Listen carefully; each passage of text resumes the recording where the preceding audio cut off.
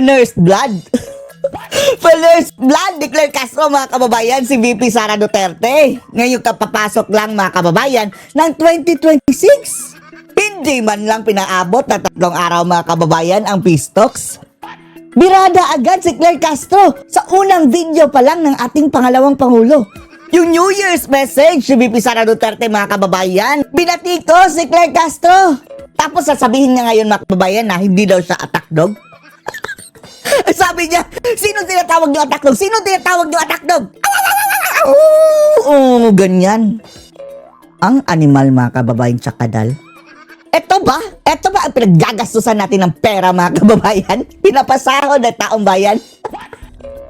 Para atakihin mga kababayan si VP Sara. Okay lang sana mga kababayan ha kung ang mensahe ni Sara kritikal sa gobyerno. Hindi naman. Isang pagbati lamang sa bagong taon mga kababayan. Hindi pinatawad ni Chakadal na Claire Castro. Panoorin niyo po ha. Ngayong tapos na ang holiday season, tila tapos na rin ang ceasefire sa politika. May ceasefire ba in the first place, Kuring? Walang habas itong mga animal na to sa paninira eh. Di ba kamakailan lang mga kababay nung Pasko sinabihan niyang Chucky daw? Padang manika na Chucky si Sara Duterte. Gayong siya naman ang mas kamukha ni Chucky. Dahil si Yusek Claire Castro muling bumanat kay VP Sara. Ang detalye sa agenda report ni Ivy Reyes. Anong bago? Lagi naman ang buyabanat ng animal na yan eh. So, ang daming issue na dapat linisin. So, dapat talaga malinis na pahina sa susunod na taon. Wow! Kayo malinis? Diba? Diba? Ito ang sagot ni Palace Shut up! Press Officer Claire Castro sa New Year's message ni Vice President Sara Duterte kung saan sentro ang malinis na simula na Nagalit sila mga kababayan, di ayaw nila nga lang malinis sa simula. Mensahe ni VP Inday ha, New Year, new beginnings mga kababayan. Fresh start, clean start. Galit na galit si Claire Castro. Anong malinis? Gusto nila madumi siguro. 2026. Sa kanyang personal vlog, pinuna ni Castro ang mensahe ng bise at sinabi na kung seryoso raw talaga si VP Sara. Eto mga kababayan, no? Sa ngalan na siya ang tagapagsalita ng Palasyo Malacanang mga kababayan, ang bawat lumalabas sa kanyang bunganga ngayon ay hindi natin maialis mga kababayan na connected pa rin ito sa Palasyo Malacanang. Unless sipain itong buwisit na to mga kababayan. Pinapasahod pa ito.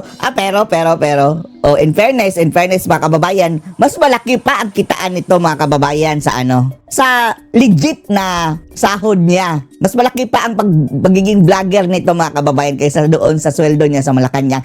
Unless, mayroon itong mga maleta pa mga kababayan, mga additional. Pero kung sahuran lang, tatalunin na kanyang pagka-vlogger mga kababayan. Kaya, wag kayong maniwala mga kababayan. Kagaya na itong sina Claire Castro. Nanghihingi pa ba ito mga kababayan dyan sa kanilang vlog? Wag kayong magbigay!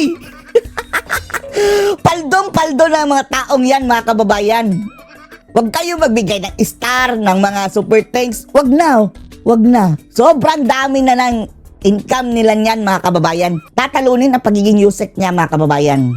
Sa totoo lang, sa sahod niya dyan sa pagbablog. Likewise, sa ibang vlogger, pati sa ating mga kababayan, wag na kayong magbigay. Tapos ito, pinapasahod pa ng gobyerno at the same time. Lord. Sa pagbubukas ng anyay panibago at malinis na kabanata ngayong taon, marapat na kanyang sagutin ang mga nakabinbin na paratang laban sa kanya. Ano na naman ang paratang confidential fund? Sa pagsalubong natin sa 2026. Ito ang mensahe ni VP Inday ha. Wala namang masama mga kababayan. Iwaksi na natin ang anumang pag-aalinlangan at takot. Ngayon ang simula ng isang panibagong kabanata. Isang malinis na pahina na punong-puno ng pag-asa. Anong ikagagalit mo niyan mga kababayan kung ikaw ang nasa gobyerno? Di ba talagang nasa naman, rapat naman talaga mga kababayan na new beginning, fresh start? Gusto siguro ni Claire Castro madumi ang na naman.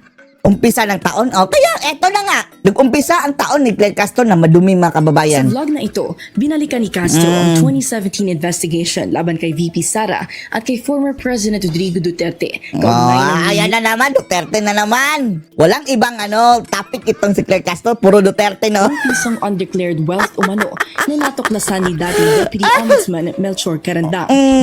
Si Karandang. Dilaw Si yan Carandang, binuksan din ni dating Senador Antonio Trillanes IV ang usaping ito. Why? Sige. Buksan nyo ulit. Bakit hindi mo tapikin si Boying? Huy, Boying. Okay ka lang dyan? Labas na. Di ba ka sa press con? Adik ka sa press con? Ngayon si Boying mga kababayan, ewan lang natin na saan. Nangangamoy, na naman ba mga kababayan? Ito si Boying. Ewan lang natin. Doon at sinabing may patunay galing sa Anti-Money Laundering Council o AMLAC O na ngayon- may iba't ibang bank account Ngayon, mga animal, hawak nyo na lahat ang gobyerno. Bakit hindi nyo kalkalin? sa mga Duterte na hindi nakadeklara sa kanilang statement of assets, liabilities, and net worth. Ang mga Wala bank kang account na bago. ito ay Wala kang bago, Claire Castro? nakapangalan na sa mga Duterte bago pa man umupong presidente si FPRRD.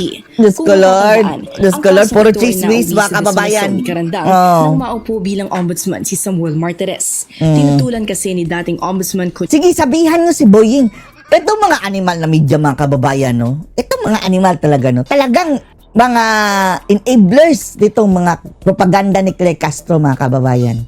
Talagang sila lang din ang nagbuhos ng gasolina, para pinalaki ang issue na wala naman silbi sana. Galing kay Claire Chita Castro. Carpio Morales ang suspension na ipinato ng Duterte administration noong 2018 dahil wala naman daw jurisdiction Ang mga narrative, sitting president. ang mga narrative sila mga kababayan, parang pinaportray nila na talagang merong ginagawang kababalaghan itong mga Duterte. Wow! Disiplinahin ang isang independent body gaya ng ombudsman. Inungkat din muli ni Castro ang 125 billion pesos. Ay, Diyos ko, Lord!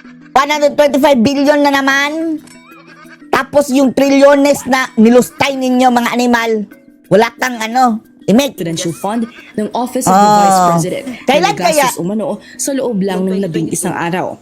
Ito, nguso na naman, Sana makalkal ito, mga kababayan, Sana makalkal ito, Ang mga baho nitong animal na to. Gusto nating makulong ito, mga kababayan, Malatigo ito sa kulungan. At aside pa dyan, mga kababayan, sana random drug test ito. Hair follicle. Matatandaan na ang kontrobersyal na Sino bakla, mga kababayan? ito ay basis din Buhay pa pala to? Tik-tik na to, mga kababayan. ay basis din ng verified impeachment complaint ng House of Representatives Verified. laban sa bise. Ay, shut up, bilyonaryo. Verified yung mukha ninyo. Unconstitutional na nga. Unconstitutional impeachment complaint. Ay nako, pagkabalita na talaga nitong mga animal na to, mga enablers na mga bangag. Sa impeachment complaint na ito, nasa higit 11.36 million pesos daw ang nagastos ng OVP kada araw sa Kayo, paulit-ulit na lang itong mga kababayang mga magnanakaw ng trilyon. Pinipilit nila gawing issue ang mga kababayan. Legit na budget ni VP Sara Duterte. laki ng halagang ginastos sa maikling panahon. Ayon kay Castro, di na nakakalimutan na ang mga isyong ito. Kayo lang naman ang hindi nakakalimot paulit-ulit. At kayo lang naman ang gumagawa ng issue. Hindi naman yan issue. At pinupuntirya ang administrasyon Ang bangag, Marcos sa pagkalat Yang bangag, niya na tinawag niyang Leviste Files o ang listahan umano ng mga Yan ang sagutin ninyo. Bakit andyan si Lisa Araneta? Yan, mga kababayan, ang talagang issue. maanomalyang budget insertions. Wala naman daw problema sa pagsisiwalat ng ganitong mga dokumento Sabi mo fake news. basta't authenticated ng concerned agency. Ang kaso nga lang ang dapat mag-authenticate, mga kababayan, is kakampon ninyo si Vince Dizon. Bakit hindi pa niya ginagalaw, tinitingnan? Para sabihin ni Claire Castro, mga kababayan, hindi pa yan authenticated.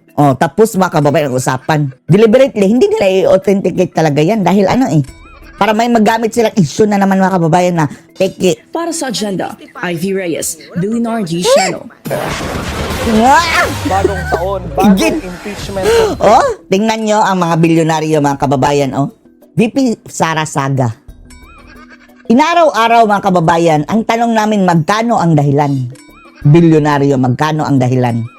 Araw-araw, Saga, VP Sara Saga. Meaning, aaraw-arawin nila, mga kababayan, itong issue ng impeachment ni VP Sara. Ay, nako. Bakit hindi impeach ni Bangag? ang nagbabadya laban kay VP Sara at ang laman ng reklamo, posible umanong mas malawak pa. Yan ang agenda report ni Joan Manalo. Yung noo mo, mang mas malawak. Hoy, ungas. Noo mo, oh. Parang airport. Ang animal, oh. Tingnan nyo. Tonitinyo, titinyo, mga kababayan. Hininga na naman ng ano. Parang kambal ito ni Trillanes, mga kababayan, no? Oh, aklang-akla din ang itsura, no? ng impeachment complaint laban kay Vice President Sara Duterte sa oras na matapos na. Puro Sara na lang, mga kababayan, ang binabalita. Tapos paulit-ulit na lang din ang ano, mga kababayan, kanilang mga issue. Walang one-year bago. rules sa February 5. Mm. At dahil isang taon na nakalipas simula nang ma-impeach ang bise, maaari raw Hoy, shut up, bilyonaryo. Bakit hindi nyo gawing ano, adjective o description yung ano, unconstitutional na impeachment laban kay VP Sara? Technically, mga kababayan, hindi po na-impeach si VP Sara dahil unconstitutional. Invalid yung impeachment. So, hindi siya na-impeach, mga kababayan, technically. In-invalidate ng ano, Supreme Court. That is unconstitutional.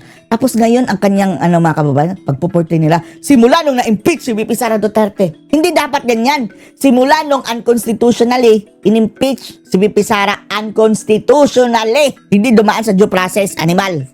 Udas kay bilyonaryo. sa refiled complaints ang mga panibagong impormasyon na isiniwalat ni Ramil Madriaga. Madriaga na naman na sinungaling. No'y dating bagman ni VP Sara. Oo, sige, umano na naman. O kayo, bilyonaryo, mga bayaran daw kayo, umano. O, papayag kayo ng ganyan. Gumagamit ng umano, mga kababayan, para mag-cause ng intriga. Mga bayaran kayo, umano. O, paano kung sa inyo yan gagawin?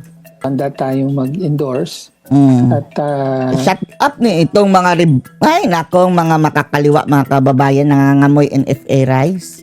Forward. Walang kwenta pinagsasabi dito eh. Ito yung mga bulok na ng mga tao, mga kababayan, na parang sira ng utak. Sira na ang utak talaga, mga kababayan, dahil sa ewan lang natin ha. Deliberately ba, mga kababayan? Ginagawa nila yan dahil parang kabuhayan.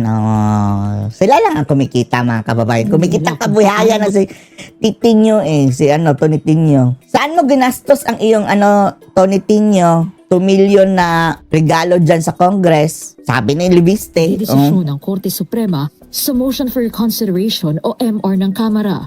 Martin Romualdez. ay handa tayong mag-endorsong muli, no? Pero hindi natin dapat pangunahan ang Supreme Court as Ikaw nga nanguna dyan.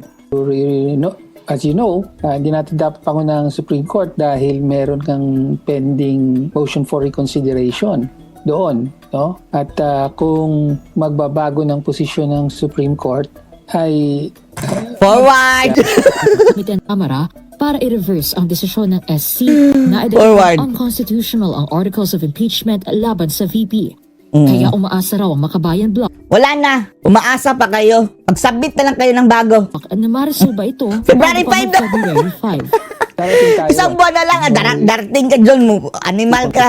Pwede silang mag-endorso ng panibagong reklamo laban kay VP Sara. Sige, mag-endorso na kayong bago. Kumpiyansa sila na itutuloy ng mga dati nang naging complainant ang muling paghain nito sa Kamara. Diyos ko, Lord. Para sa agenda, Joan Manalo. Kailan kaya matunawan itong mga animal na to?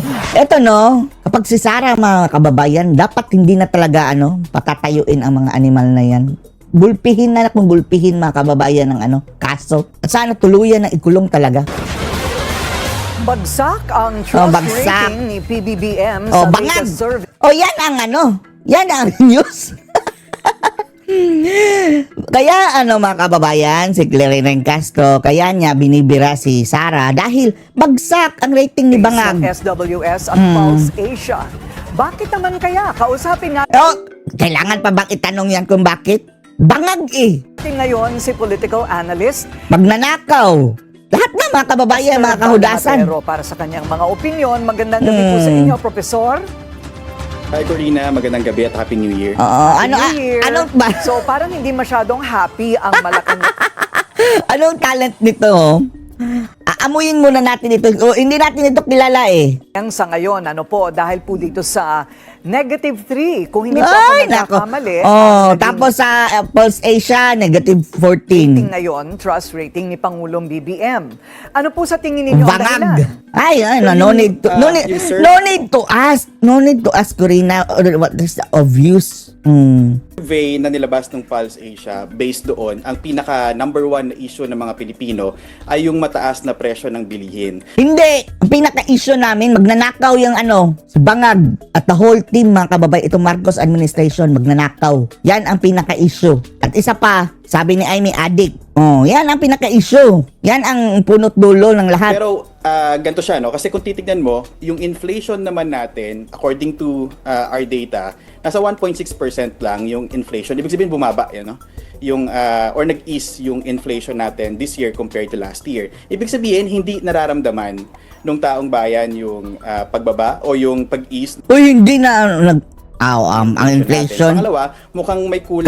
Kasi mga kababayan, mahilig kasi itong mga jablong ito na gumagawa-gawa ng mga kababayan ng mga data na kaduda-duda. Pansinin nyo mga kababayan sa mga press conference nila, napakaganda na ng Pilipinas mga kababayan. Para sa kanila para sa kanila napakaganda. Samantalang ang katotohanan, eto na, nagkandaletse-letse na.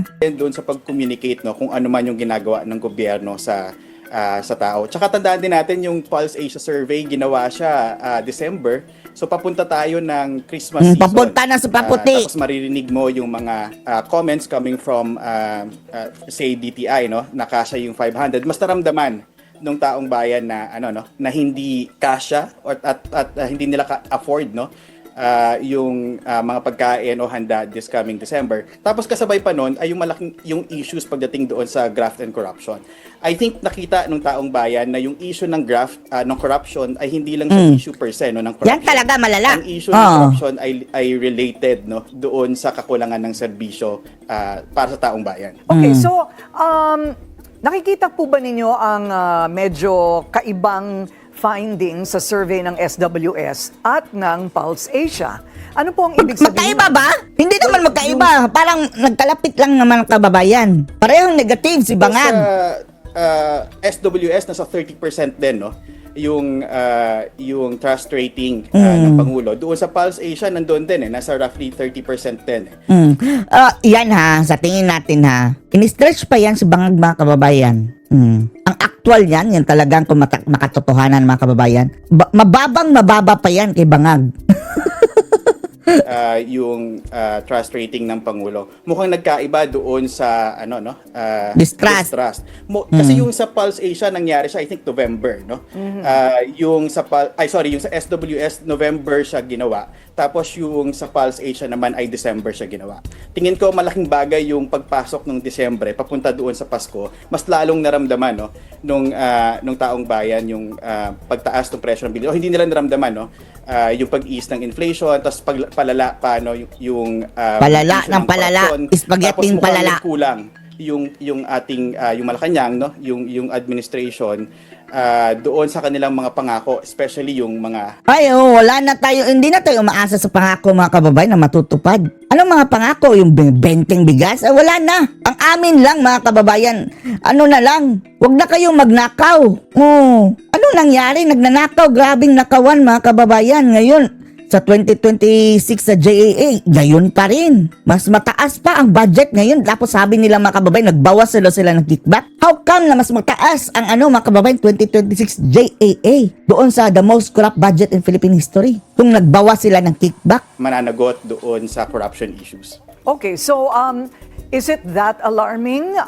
Hindi po ba lahat ng mga pangulo na nasa ganitong estado na sa kanilang termino ay bumababa, but is this lower than expected? Yes, lower than expected ito. Tapos panahon ito, yung huling ganito na negative ay panahon ni President Gloria Macapagal-Arroyo. So, worst ito mga kababayan. Bangag is the worst president in the Philippine history ever. Ever. alarming siya in a sense that baka pwede, kasi mukhang Alarming para sa kanila. pasok na siya, no? Baka pumasok siya doon sa pagiging lame duck presidency. Ay, matagal na yung lame. Weak nga, di ba? Di ba meaning ng lame mga kababayan, Vic? At kapag ka lame duck presidency ka, yung mga panukala, mga batas, mga policies, Matapang na lang yan mga kababayan, aside sa amoy, matapang na lang yan sa kanyang mga kritiko. Oh, pinapatahimik nila. mga programa na nais mong i-push, posibleng hindi completely magawa. Pangalawa, dahil papasok na rin tayo doon sa election season. Tingin ko this coming year, no, itong taon na to, 2026, magkakaroon ng alignment ng mga alliances yan, no, in preparation for the 2028 election. So, alarming siya kung sino man yung magiging endorso ng ating Wala na. Baliw na lang mga kababayan ang makikipag-alyansa dyan kay Bangag. Magpapa-endorso. tingnan nyo mga kababayan, yung 2025 na election. Parang may ketong si BBM mga kababayan, nilalayuan ng kanyang mga bagoong Pilipinas. At nung sa huli, ang sumali mga kababayan sa kanyang rally doon sa Cebu is parang si Abalos na lang ata mga kababayan. Dahil wala na kasi sirang-sira na mga kababayan ang imahe ni Bangag. Sirang-sira na. Pangulo mukhang matatalo kapag hindi nag-improve yung performance at trust rating ng Pangulo in the coming months. Paano naman kaya siya makakabawi, Prof? Ay, wala na! Okay. Wala na. Bagay, no? Kasi yung Wala nang bawian. Ang tanging paraan dyan is wag na lang dagdagan ang kanyang mga kababayan, kasalanan. Pero yung mga taong galit kay Bangag, wala na. Hindi na yun babalik mga kababayan. sabi ko nga, yung main issue ng mga Pilipino ay kagutuman at yung mataas na presyo ng bilihin at yung corruption issues, no. Pero kung titignan natin, kahit nag-ease yung ating inflation, hindi siya naramdaman ng taong bayan. So I guess kailangan gumawa pa ng mga programa yung ating kasalukuyang administrasyon kung saan mas mararamdaman ng taong bayan yung na maabot yung mga presyo ng mga bilihin. That's number one.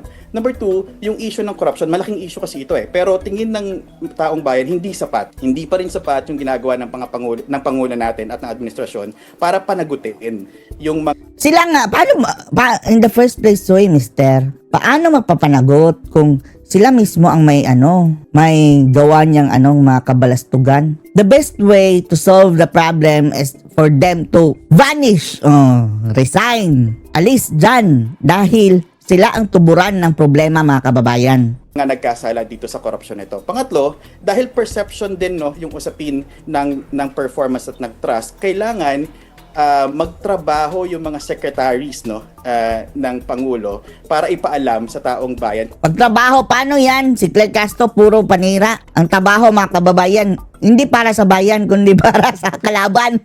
Kung ano yung ginagawa ng taong bayan. Ay, It's nako. very limited kasi yung mga Tapos ang sabi pa ni Aimee, yung mga kasabahan daw niya sa Malacanang mga kababayan, ni BBM, ay bumabatak officials din. natin na nagpo-provide ng information sa taong bayan.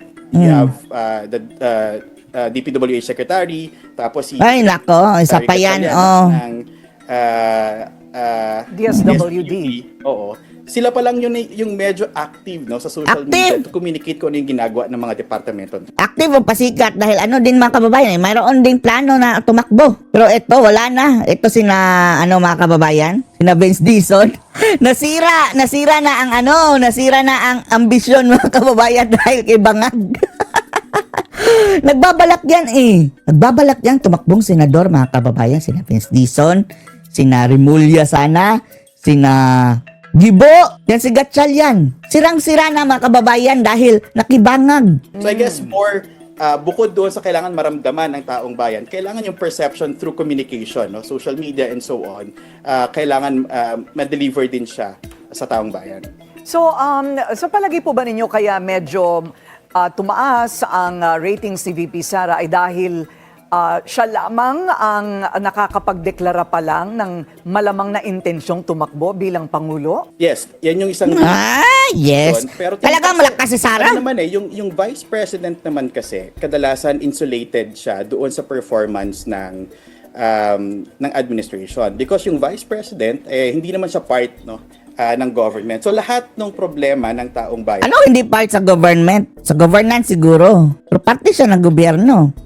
say pagkain, kagutuman, mataas na presyo ng bilihin, trabaho, tas ito ay korupsyon, laging mako-connect mo siya doon sa present administration, doon sa presidente. Kaya to some extent, Oo nga. Huwag niyo sisihin si Sara sa kabalastugan ninyo. Si Sara nagtatrabaho ng maayos mga kababayan, silently working sa gabinete nga ni Bangag mga kababayan. Siya na lang sana positive doon sa sa kanyang work mga kababayan. The rest is mga nega. Tapos siya pa tinanggal. Insulated yung vice Ay, hindi president naman tinanggal si VP Inday. Siya ang nagkusang umalis mga kababayan. Hindi na niya masikmura dahil kurakot Kurakot ang gobyerno mga kababayan. Gusto pa siyang idamay sa pangungurakot nitong mga buhaya. Tapos yung karamihan pa ng issues ngayon talagang dumediretso doon sa presidente. Mukhang hindi na masyado na Bakit? Talagang sa presidente ang issue. Siya ang mga kababayan ay gumagawa ng issue.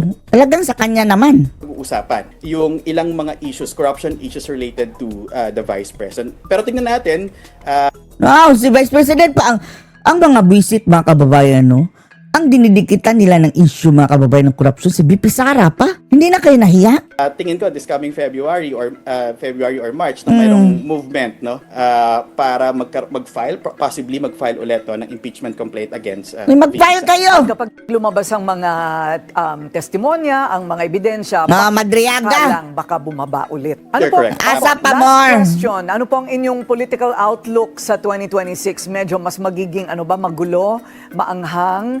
Ito ba ang panahon ng pagpili na kung kanino aalyan? Talagang mas lalala itong mga kababayan, mga bangag. Dahil habang papalapit ang 2028, nagiging desperate na mga kababayan masyado itong mga buwisit. Sa ang mga politiko? Tingin ko mangyayari yan ngayon Pero tingin ko mas magdi-deep pa yung ating polarization, Lalala pa. yung political polarization this year. Number one, dahil yung mga kakampi ng administrasyon Kakampon. sigurado ay gagawa ng mga aksyon laban sa Black po matagal na gumagawa ng mga aksyon. kay VP Sara. That's number one. Number two, yung realignment ng alliances. Kung yung nakaraang taon, may mga ilang pang politiko na hindi sigurado kung saan sila papanig, tingin ko may unti-unti ng mabubuong mga alyansa this year. Magiging malinaw na kung nasaan sila nakapanig in preparation for the 2028 election. So, Sisilabasan tingin ko ng mga mas lalong sipsip. titindi yung divide sa politika natin this year. Mga Maraming sipsip! salamat po sa inyong oras at manigong bagong taon, political analyst Lester Balmatero. Thank you very much. Anal lang siguro yan, wala lang i-release. Samantala, dawit si Bohol Congresswoman Alexi Tutor sa tinaguriang DPWH leaks ang kanyang mga bilyones na proyekto na sungkit umano ni Sino yan? contractor Edwin Guardiola. Narito ang exclusive Sino agenda yan? report ni Joash Malimban. The quintessential Boholana is an 42 out of 42 requested projects ni Bohol 3rd District Representative Alexi Tutor sa 2025 DPWH budget Batang-bata pa na mga kababayan. Dawit na sa corruption. proposal. Ang lumusot sa 2025 General Appropriations Act. Ayon yan sa pagsusuri ng Billionaire News Channel sa tinaguriang DPWH leaks o mga dokumentong nagdedetalye ng umano'y project proponents bago pa man ito ipresenta ng ahensya sa Kongreso. Base sa DPWH leaks, nahahati sa dalawang tags ang umano'y 2.7 billion pesos worth of requested projects ni Congresswoman Tutor para sa kanyang distrito. Tutor! 50 million pesos ang nakalagay umano para sa tag na allocable. 22 projects worth almost 2.6 billion pesos naman ang may tag na Senti 2025. Out of 22 projects sa ilalim ng Senti 2025 tag, 13 ang nakita naming may existing contracts. Ang iba, posibleng napanis na ang budget matapos ilagay sa for later release. Sa aming pagsusuri, tila dalawang contractors Paano na ang yan mga tumatrabaho kababayan na sa yung kanilang for later release tapos hindi na release? Automatic na nakawin na ng yung humahawak sa budget. Diyos ko Lord. almost 1.7 billion pesos worth In the first place, dapat hindi na yan bigyan ng for later release itong mga kongresista, mga buhaya. Ay, naku. of projects na ito. 3 flood control projects sa Sierra Bulyones ang napanalunan ng joint venture ng JH Pahara Construction Corporation at ng S.Ang Construction and General Trading. 10 road projects naman na may price range na 61.3 million pesos hanggang 156.3 million pesos ang awarded sa Newington Builders Incorporated. Ang S.Ang at Newington, una nang inuulat ng Billionaire News Channel na pagmamay-ari ng pamilya ni Construction Workers Solidarity o CWS Party List Representative Edwin Guardiola. Hindi pinabulaanan ni Congresswoman Tutor ang nasabing listahan. at sinabing parte ng kanyang tungkulin bilang mambabatas ang mag-advocate Mambubutas! sa mga pangangailangan ng kanyang distrito. Lord. Kung na-associate man daw ang kanyang pangalan sa listahang ito, posibleng dahil daw ito sa kanyang pagiging proactive at vocal para sa pag-unlad ng kanyang nasasakupan. Pero Ay, ang daming mga pautot itong mga animal, mga kababayan, no? Congresswoman Tutor, wala siyang direct Sila na ang control sa execution at awarding ng mga proyekto. Ay, Hindi daw nako. siya namimili ng mga Sila na kontraktor talaga ang mga na parang mga santo, mga santita, mga kababayan na walang mga bahid ng mga kasalanan. Martir pa, lumalabas. gawa ng mga nasabing proyekto. Sa mas malalim na pagsusuri ng Billionaire News Channel sa DPWH Leaks, tila marami pang proyekto sa ilalim ng 2025 tag ang awarded sa Guardiola-owned companies. Billions of pesos worth of flood control at road projects sa ilalim ng tag na ito sa Zambales, Bataan at Batangas ang tila napunta sa mga kumpanyang S.A.N.G., Newington at Laurel Development Corporation. Una nang sinabi ni former DPWH Undersecretary Roberto Bernardo na mismong ang yumaong si former DPWH Undersecretary Catalina Cabral ang nakikipag-usap umano sa mga politiko kung anong line items ang gusto nilang ipasok sa budget proposal ng ahensya. Yusek Cabral would tell me that she would communicate and meet legislators to inform them of the amount of their allocations and ask them for titles of projects that they want to include in the DPWH budget. Bukod pa raw dyan, ang umano'y lutong bidding process sa Lutong! awarding ng mga proyekto. Kahit daw kasi losing bidders, parte na sa hatian bago pa man magsimula ang formal and official bidding process. Tumutulong po yung mga distrito at saka region na talagang tulungan na manalo. So Yusek, sa tingin po ninyo, anong porsyento ng mga bid ang rigged or luto na? Anong 100%! porsyento yung talagang totoong bidding talaga? O do we assume na lahat ng bidding na nangyayari ay luto na? Lutong-luto na? Sa pananaw ko po, almost 100% kasi wala po talagang napipilitan po ang ating mga district engineer, ang ating mga regional director. Pagka po kasi may nagbaba ng pondo at hindi napunta sa kanila, kutakot-takot na pong panggigipit ang gagawin nito, kamukha po ng ating mga representative. Pagka po hindi napunta doon sa mga gusto nila, nagagalit po. Sinusubukan pa ng Billionaire News Channel na kunin ang panig ni Congressman Guardiola hinggil sa issue. Una nang inirekomenda ng ICI ang pagkaso kay Guardiola at iba pang tinaguriang contractors dahil sa posibleng Ay, violations nako. ng mga Ang lahat ng ito, mga kababayan, mawawala kapag maaalis na si Marcos. Yan lang. sa mga batas kaugnay ng Hanggang prohibited andyan si interest. Marcos, Para sa agenda, walang Josh mangyayari. Malimban, Billionaire News Channel. Pumalag si Palawan Representative Jose Alvarez sa paratang ni Batangas Congressman Palag lang kayo, mga crocodilos, Romaldos. Palag. na nakatanggap ng Palag. 2 milyong piso ang bawat kongresista bilang Christmas bonus. Giit ni Alvarez, wala itong katotohanan. Ayon kay Leviste, nataon ang bonus sa botohan sa 2026 budget.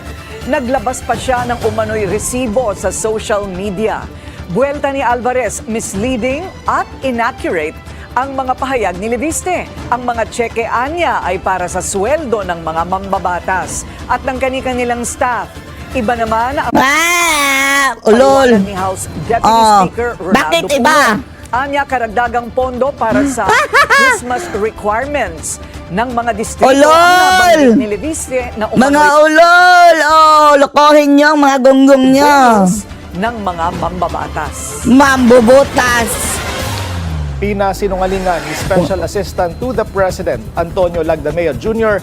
ang alegasyon. Ayan na, may sipon si Antonton, mga kababayan, yung may leaking yung ilong.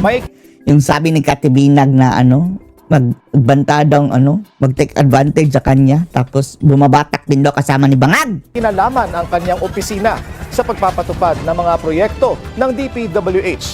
Kasunod ito ng panawagan ni Congressman Leandro Leviste na imbestigahan ang pagkakadawit dito ng Office of the President, Executive Secretary at OSAP base sa mga dokumentong hawak niya umano. Pero giit ni Lagdameo, walang kinalaman ang OSAP sa budget process ng DPWH. Ayon naman kay Palas. Sige, yan na namang buisit. Wag na tayo makinig dyan. Anong masasabi nyo dito? Post the comments below.